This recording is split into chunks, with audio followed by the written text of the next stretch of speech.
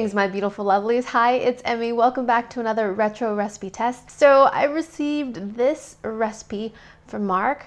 Mark, thank you so much for bringing this to my attention because I had never seen this before. He found this recipe on the lovely mid-century menu blog. I'll put a link down below to that blog post. And this recipe is from circa 1954, so it is an oldie.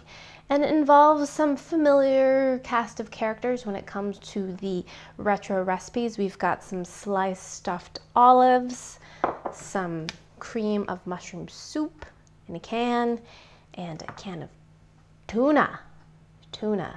So combination of olives, tuna, cream of mushroom, okay. But then how about, we serve that on a waffle. And like the recipe says, presto, a quick and easy dinner for 4. All right, let's go ahead and make this. First thing we need to do is make our waffles. The recipe does not include a waffle recipe, it just includes the sauce. So we love homemade waffles in our house, and what I love to do is make a full batch and then let the leftovers cool completely, and then I just store them in the refrigerator.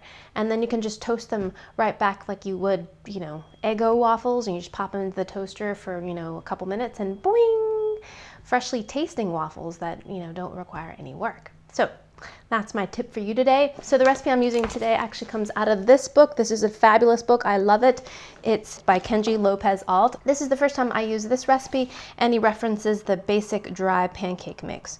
So to make the pancake mix, you need 2 cups of all-purpose flour with 1 teaspoon of baking powder, a half teaspoon of baking soda, 1 teaspoon of kosher salt, and 1 tablespoon of sugar.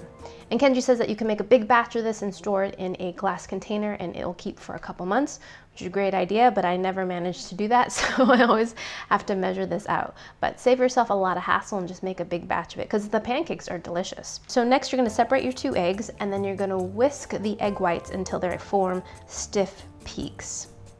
Once they do that, you're going to combine the egg yolks with your buttermilk, and then slowly drizzle your melted butter. Then you carefully fold in the egg whites into the egg mixture, and then fold in 1 cup of cold soda water. Then you take this wet mixture and you pour it over the dry mix, carefully folding it to incorporate.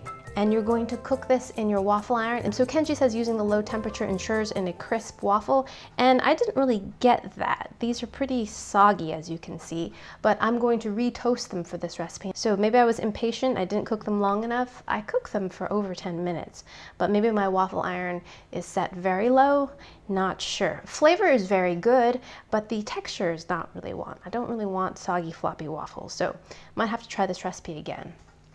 I do recommend the overnight yeasted waffle recipe. I'll put the link down below to that. I use that recipe in my waffle hot dog recipe. I love that one. The flavor of those waffles are delicious because it uses yeast and it sits overnight, so it has a long time to develop those yummy, yummy flavors.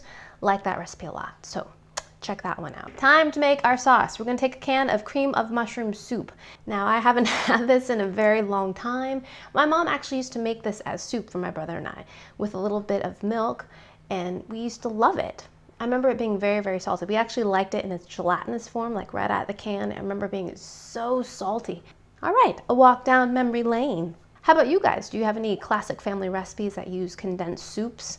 I'm sure you do. Let me know down in the comments. Do you have any good casseroles? Let me know. That looks just like I remember. Does it taste the same? Oh yeah, exactly the same.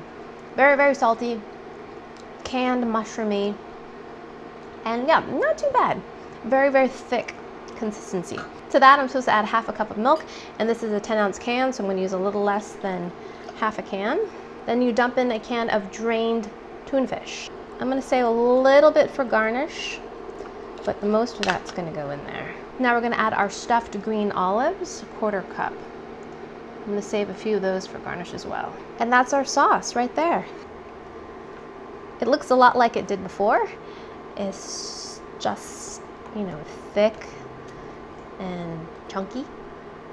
Now I'm going to re-warm my waffles. I'm just going to put them in my toaster and give them a toast for a couple minutes.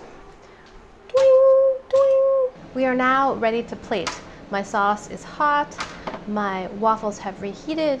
Now that they've retoasted, they're perfectly crispy, lovely. Oh. sure we get enough on every waffle.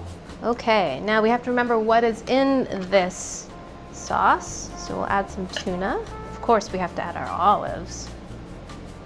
And finally, because it wouldn't be a retro recipe without it, we're gonna add a little parsley. Now, doesn't that brighten things up? It really does.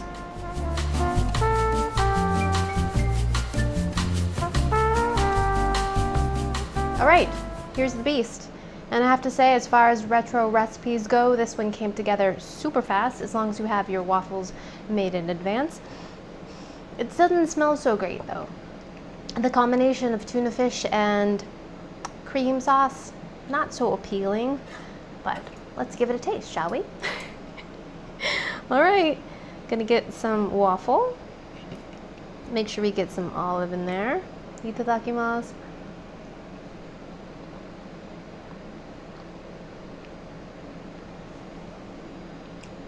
It's actually not too bad. It's not delicious at all, but it's not disgusting either.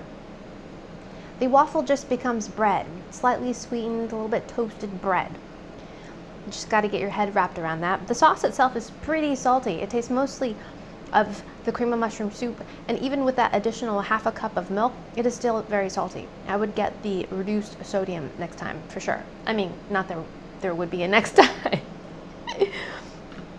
And the canned tuna fish tastes like canned tuna fish. It adds a little bit of protein. It adds some very familiar tuna flavor to this. The olives add a little additional saltiness. Not that this needs any more salt, but there is a little bit of saltiness to it and some brininess. And it kind of works with this, but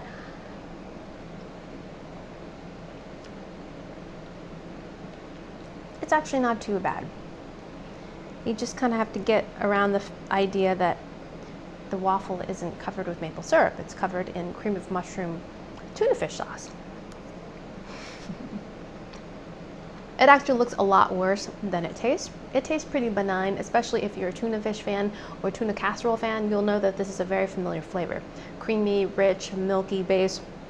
With tuna fish, it's like a tuna fish casserole, except you're having it on waffles. Alrighty, so there you have it, another retro recipe to add to the retro recipe playlist. I hope you guys enjoy that one. I hope you guys learned something. Share this video with your friends. Follow me on social media, and I shall see you in the next video.